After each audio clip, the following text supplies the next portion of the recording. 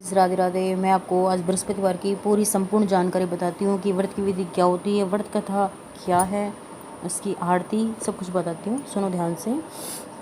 इस दिन बृहस्पतिवार महादेव जी की पूजा होती है। दिन में एक समय ही भोजन करें, पीले वस्त्र धारण करें, पीले पुष्पों को धारण करें। भोजन भी चने की दाल का होना चाहिए, नमक नहीं खाना चाहिए। पीले रंग का फूल, चने की दाल, पीले कपड़े या पीले चंदन से पूजा करनी चाहिए। पूजन के पश्चात कथा सुननी चाहिए। इस व्रत के करने से बृहस्पति अति प्रसन्न होते हैं तथा मन धन और विद्या का लाभ होता है। स्त्रियों के लिए व्रत अति आवश्यक है। इस व्रत में केवल केले का पूजन होता है। अब मैं आपको बृहस्पतिवार व्रत की कथा सुनाती हूँ, सुनो ध्यान से। आप सबको राधे राधे।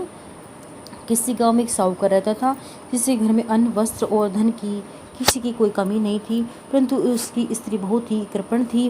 किसी भिक्षार्थी को कुछ नहीं देती थी, सारे दिन घर के कामकाज में लगी रहती थी।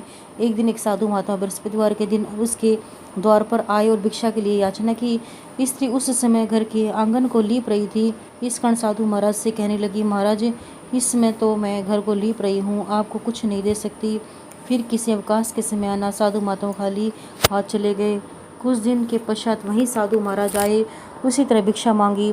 साहुकारनी उस समय लड़के को खिला रही थी। कहने लगी, महाराज, मैं क्या करूं, अवकाश नहीं है, इसलिए आपको भिक्षा नहीं दे सकती। तीसरी बार महात्मा आए तो उसने उन्हें उसी तरह से टालना चाहा, परंतु महात्मा कहने लगे कि यदि तुमको बिल्कुल अवकाश हो जाए तो मुझको भिक्षा दोगी।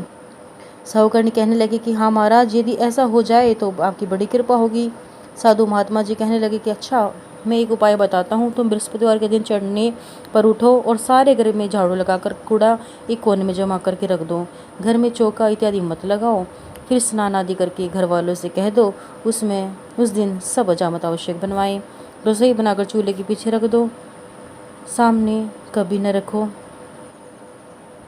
चूल्हे के पीछे रख दो, सामने कभी न रखो। सायंकाल के अंधेरा होने के बाद दीपक जलाया करो तथा बृहस्पतिवार को पीले वस्त्र मत धारण करो, न पीले रंग की चीज़ें का भोजन करो। यदि ऐसा करोगी तो तुमको घर का कोई काम नहीं करना पड़ेगा। साहुकारनी ने ऐसा ही किया। कुछ काल बाद उसके घर में खाने को दाना न रहा। थोड़े दिन में वही महात्मा फिर आए और भिक्षा मांगी। सेठानी से कहा, महाराज, मेरे घर में खाने को अन्न नहीं है, आपको क्या दे सकती हूँ। तब महाराज ने कहा कि जब तुम्हारे घर में सब कुछ था तब भी कुछ नहीं देती थी, अब पूरा पूरा अवकाश है तब भी कुछ नहीं दे रही हो, तुम क्या चाहती हो वह खो। तब सेठानी ने हाथ जोड़कर प्रार्थना की, महाराज, अब कोई ऐसा उपाय बताए कि मेरे पहले जैसा धन धान्य हो जाए। अब मैं प्रतिज्ञा करती हूँ कि अवश्य में जैसा आप कहेंगे वैसा ही करूँगी। तब महात्मा जी ने कहा, बृहस्पतिवार को प्रातःकाल उठकर स्नानादि से निवृत्त हो, घर को गौ के गोबर से लिपो तथा घर के पुरुष हजामत न बनवाएं। भूखों को अन्न जल देती रहा करो। ठीक सायकाल दीपक जलाया करो। यदि ऐसा करोगे तो तुम्हारी सब मनोकामना भगवान बृहस्पति जी कृपा से पूर्ण होगी। सेठानी ने ऐसा ही किया और उसके घर में धन धान्य वैसा ही हो गया जैसा कि पहले था। अब मैं आपको बृहस्पतिवार की दूसरी कथा सुनाती हूँ, सुनो ध्यान से। एक दिन इंद्र बड़े अहंकार से अपने सिंहासन पर बैठे थे और बहुत से देवता, ऋषि, गंधर्व, किन्नर आदि सभा में उपस्थित थे। जिसमें बृहस्पति जी वहां पर आए तो सब उनके सम्मान के लिए खड़े हो गए, परंतु इंद्र गर्व के सारे मारे खड़ा न हुआ। यद्यपि मैं सदैव उनका आदर किया करता था। बृहस्पति जी अपना अनादर समझते हुए वहां से उठकर चले गए। तब इंद्र को बड़ा शोक हुआ कि मैंने गुरुदेव का अनादर कर दिया, मुझसे बड़ी भारी भूल हो गई। गुरु जी के आशीर्वाद से मुझको यह वैभव मिला है, उनके क्रोध से यह सब नष्ट हो जाएगा, इसलिए उनके पास जाकर उसने उनसे क्षमा मांगी। ऐसे विचार कर इंद्र ने उनके स्थान पर गए। जब बृहस्पति जी ने अपने योगबल से यह जान लिया कि इंद्र क्षमा मांगने के लिए यहाँ पर आ रहा है, तब क्रोधवश उससे भेंट करना उचित न समझकर अंतर्ध्यान हो गए। तब इंद्र ने बृहस्पति जी को न देखा, तब निराश होकर लौट आए। तब जब दैत्य को राजा वृषवर्मा को यह समाचार विदित हुआ तो उसने अपने गुरु शुक्राचार्य की आज्ञा से इंद्रपुरी को चारों तरफ से घेर लिया। गुरु की कृपा न होने के कारण देवता हारने वह मार खाने लगे। तब उन्होंने ब्रह्मा जी को विनयपूर्वक सवृतांत सुनाया और कहा कि महाराज, दैत्यों से किसी प्रकार बचाइए। तो ब्रह्मा जी कहने लगे कि तुमने बड़ा अपराध किया है, जो गुरुदेव को क्रोधित कर दिया। अब तुम्हारा कल्याण इसी से हो सकता है कि त्वष्टा ब्राह्मण का पुत्र विश्वरूप बड़ा तपस्वी और ज्ञानी है, उसे अपना पुरोहित बनाकर तो तुम्हारा कल्याण हो सकता है। ये वचन सुनते ही इंद्र त्वष्टा के पास गए और बड़े विनीत भाव से त्वष्टा से कहने लगे कि आप हमारे पुरोहित बनिए, जिससे हमारा कल्याण हो। तब त्वष्टा ने उत्तर दिया कि पुरोहित बनने से तपोबल घट जाता है, परंतु तुम बहुत विनती कर रहे हो, इसलिए मेरा पुत्र विश्वरूप पुरोहित बनकर तुम्हारी रक्षा करेगा।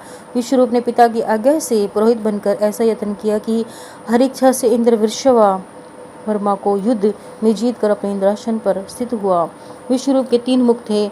एक मुख से वह सोमपल्ली लता पर रस निकाले पीती थी, दूसरे मुख से वह मदिरा पीते और तीसरे मुख से आनंदी भोजन करते थे। इंद्र ने कुछ दिनों उपरांत कहा कि मैं आपकी कृपा से यज्ञ करना चाहता हूँ। जब विश्वरूपा की आज्ञा अनुसार यज्ञ आरंभ हुआ तब एक दैत्य ने विश्वरूपा से कहा कि तुम्हारी माता दैत्य की कन्या है, इस कारण हमारे कल्याण में निमित्त एक आहुति या दैत्यों के नाम पर भी दे दिया करो तो अति उत्तम बात है।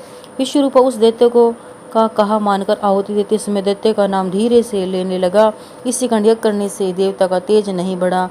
इंद्र ने यह वृत्तांत जानते क्रोधित होकर विश्वरूप के 3 सिर काट डाले। मद्यपान करने वालों से भंवरा, सोमपल्ली पीने वाले से कबूतर और अन्न खाने वाले के मुख से तीतर बन गया। विश्वरूपा के मरते ही इंद्र का स्वरूप ब्रह्महत्या के प्रभाव से बदल गया।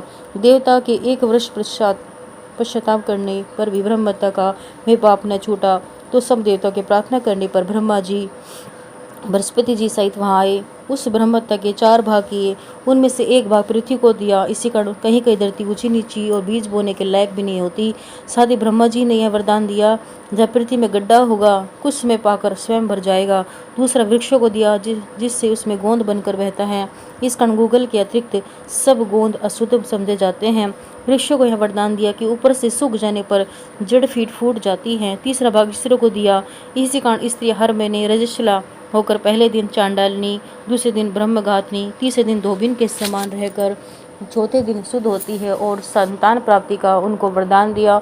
चौथे भाग जल को दिया, जिससे फेन या सिवाल आदि जल के ऊपर आ जाते हैं। जल को यह वरदान मिला कि जिस चीज में डाला जाएगा वह बोझ में बढ़ जाएगी। इस प्रकार इंद्र को ब्रह्महत्या के पाप से मुक्त किया।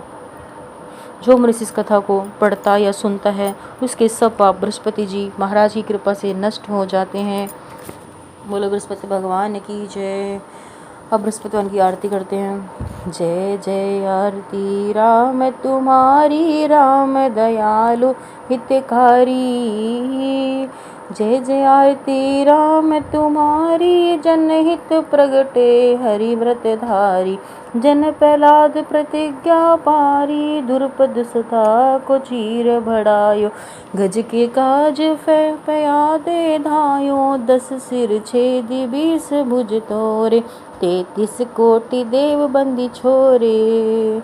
छत लिए सर लक्ष्मण भ्राता, आरती करत कौशल्या माता।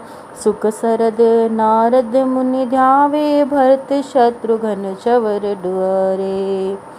राम के चरण गए महावीरा, ध्रुव प्रहलाद बलि सुरवीरा। लंका जीती अवध हरि आए, सब संतन मिली मंगल गाए। सिय सहित सिंहासन बैठे राम, सभी भगत जन कर प्रणामा। जो बृहस्पति भगवान की जय हो।